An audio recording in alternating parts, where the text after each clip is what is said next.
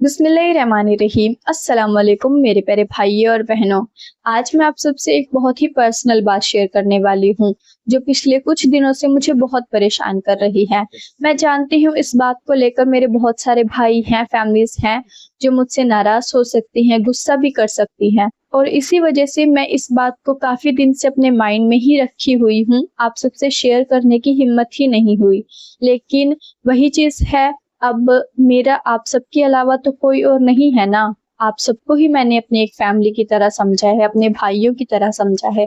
आप सबसे मैंने अपनी जर्नी को लेकर आज तक हर बात शेयर की है और मैं ये भी जानती हूँ कि आप सबने हमेशा मेरा साथ दिया है, हमेशा मुझे सपोर्ट किया है।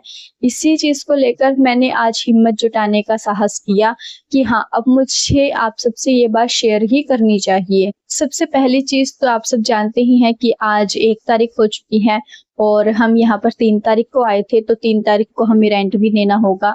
तो अगर आप सब मेरी कुछ मदद करना चाहिए तो प्लीज कर सकते हैं।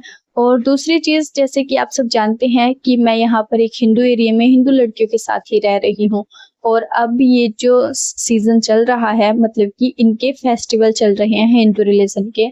अभी जैसे कि नवरात्रि का सीजन गया है, आज नवमी थी इनकी और सच में इन 9 दिनों में मैंने अपने आप को कितना कंट्रोल किया है ना, ये मैं ही जानती हूँ। एक हिंदू एरिया में रहकर कैसा लगता है। जब हिंदू रिलीजन के त्योहारों के बीच कोई मुस्लिम रहता है तो सच में हमें बहुत बुरा लगता है और ये चीज मुझे अब एहसास हो रही है कि मैंने कितनी बड़ी गलती की है इन लड़कियों के साथ मिलकर रहने का फैसला लिया। बट स्टार्टिंग में तो जैसे कि मेरी मजबूरी थी, जब मैं अपने घर से आई थी तब मुझे किस एरिया में रूम मिल रहा है पीछे वो मुझे नहीं पता था। उस टाइम तो मेरी मजबूरी थी कि मुझे जहाँ मिले वहीं रहना पड़ा था। बट उसके बाद फिर 2-3 बार जगह चेंज कर चुकी हूँ और अब जाकर जैसे कि मैंने इन लड़कियों के साथ रहने का फैसला किया था एक हिंदू एरिया में ही। ये बात सच में मुझे अब बहुत लग रही है कि हाँ, मुझे ऐसा नहीं करना चाहिए था। बट मैं क्या कर, क्योंकि मेरे पास कोई और ऑप्शन ही नहीं था।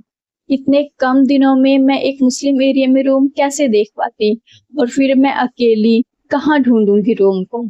मैंने ट्राई तो बहुत किया था मोबाइल पर बात करके OLX वगैरह के जरिए, बट वही चीज है, किसी एरिया में अगर रूम मिला तो रेंट ज्यादा था और किसी एरिया में PG मिला तो वहां पर मेरे पास बिल्ला है उसकी वजह से मुझे अलो नहीं किया। और इसी चीज को लेकर मैं आज आप सबसे भी ये बात कहना चाहती हूँ। सच में मुझे अब इस बात का एहसास हो रहा है कि मैंने बहुत बड़ी गलती की थी इन लड़कियों के साथ एक हिंदू एरिया में ही रूम लेकर। मुझे वैसे तो कोई प्रॉब्लम नहीं हो रही है यहाँ पर, बट वही चीज है कि मैं एक हिंदू एरिया में रहकर अच्छी तरीके से अपने दीन को फॉलो नहीं कर पा रही हूँ। जैसे कि मेरे पास बहुत सारे कमेंट्स आते हैं कि आप फुल हिजाब पहनो, फुल हिजाब में वीडियोस बनाओ। और ये चीज भी मैं देखती हूँ कि जैसे कि मैं अब डेली घर पर ही वीडियोस बना रही हूँ तो मेरी वीडियोस पर इतने अच्छे व्यू भी नहीं आ रहे हैं। लोगों को चाहिए कि हाँ, वो कुछ नया देखे जिससे उनको एंटरटेन लगे।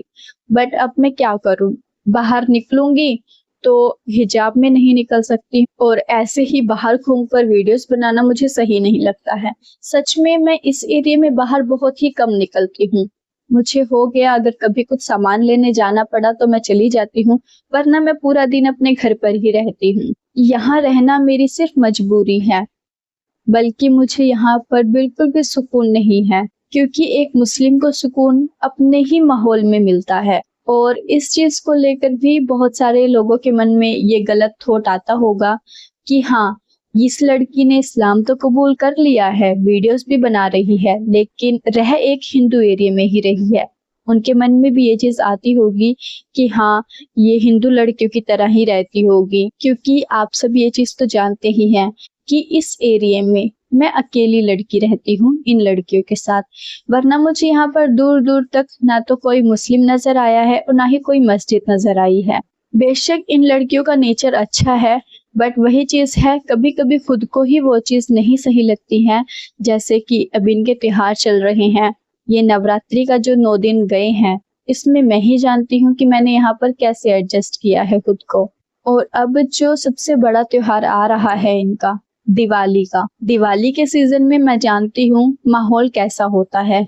हर तरफ शोर शराबा, पटाखे वगैरह चलाए जाते हैं। इस तरह का माहौल होता है जो सच में मुझे अभी से सोच कर ही बहुत अनकंफर्टेबल महसूस हो रहा है। मैं खुद एक हिंदू रिलीजन में रही हूँ, एक हिंदू फैमिली में रही हूँ, और दिवाली के त्योहार को मैं बहुत अच्छी तरीके से जानती हूँ कि कैसे मनाते हैं लोग, कितना शोर शराबा करते हैं और दिवाली के त्योहार को कितना बड़ा माना जाता है। जब से मैंने इस्लाम कबूल किया है, मैंने अपने अंदर अपने ईमान को इस तरह से पाया है कि मैं हिंदू रिलीजन से रिलेटेड कोई भी, जैसे कि इन्होंने नवरात्रों में अपने भजन वगैरह चलाए हैं, तो मैं ही जानती हूँ मैंने किस तरह से अपने आप को एडजस्ट किया है। मैंने खुद को एक दिल से मुस्लिम माना है और मैं सच में दिल से चाहती हूँ कि मैं भी किसी मुस्लिम एरिया में, एक सेफ एरिया में रहूं।